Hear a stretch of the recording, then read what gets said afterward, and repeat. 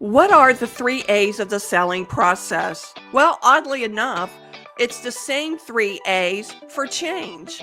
Let's go over them right after this. If you like the Savvy Sales Lady Live, you're really going to like the Savvy Sales Lady newsletter. It's delivered in your inbox once a week. Why don't you go ahead and subscribe? The link is in the show notes below so you won't miss this upcoming newsletter. I give you one tip to focus on each week to implement immediately into your sales day.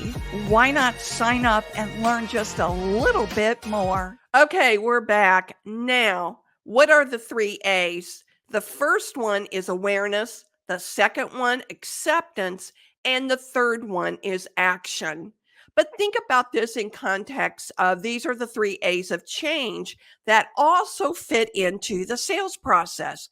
Why? You're meeting with prospects in order to what? Help them solve an issue or problem.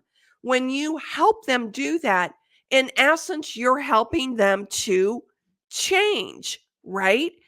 But they first have to have the awareness that what they're doing or whatever the issue and problem is that they're encountering won't change unless they, number one, are aware, accept the fact that what they're doing isn't working, and then take action to correct it. That's the whole sales process in essence, right? So let's dive into what each one of these A's represent. The first one is awareness. So the first step in change is it's admitting your actions aren't working. Use awareness to honestly look at your situation and admit it's just not working. This surfaces so many times when I'm coaching salespeople. Either they hold on to the false belief that it's not what they're doing, but it's the fault of the external forces they have no control over, like blaming the economy, a new product, getting the wrong leads, or a change in management. Why does this happen? Our brains are wired for efficiency, and it will prioritize holding on to the old behavior, not taking responsibility, rather than using the energy to learn a new behavior. The brain is designed to anticipate what the body needs and delivers it. So if you need an excuse, it will come up with one. That's why awareness is so important if you want to change your circumstances, whether it's in selling or other areas of your life. But here's a hint. If it's in one area, chances are it's in other areas too. Let me give you an example. Dr. Lisa Barrett said this: sitting in a contentious meeting with your boss, your brain isn't asking itself, figuratively speaking, what is this?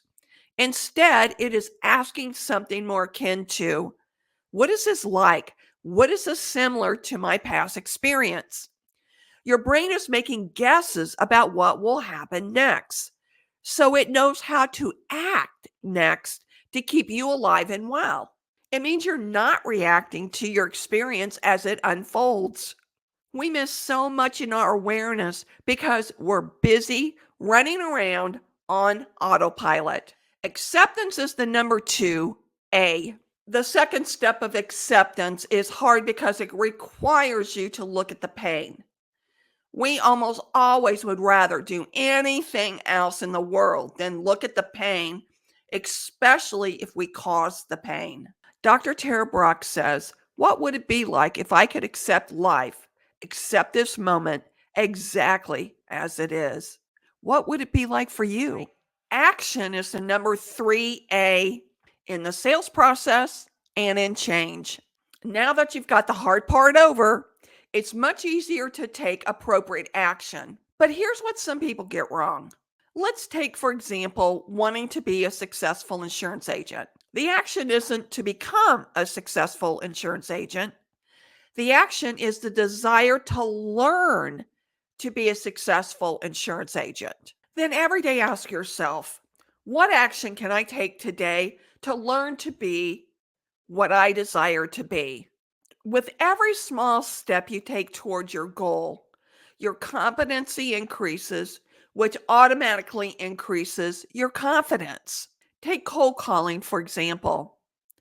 If you're beginning to cold call, don't start by trying to hammer out 50 calls in one day. Build your competency by learning to cold call first.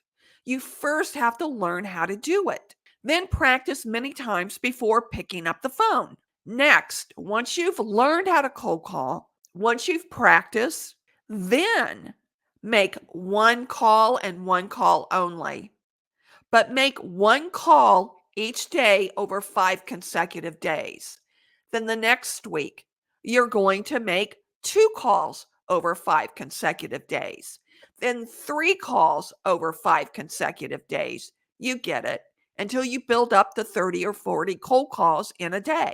This is exactly how I learned to cold call. After cold calling became second nature to me, I began tweaking my cold call conversations until amazing results started happening.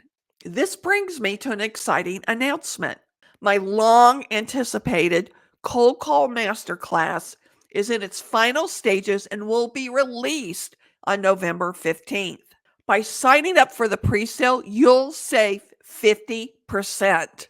All the details in the offer is below in the show notes. And here's an important note. This is a one-time purchase. You own the masterclass over the lifetime. It is not subscription-based where you have to renew it every year. Nope, you get it for the lifetime of the product.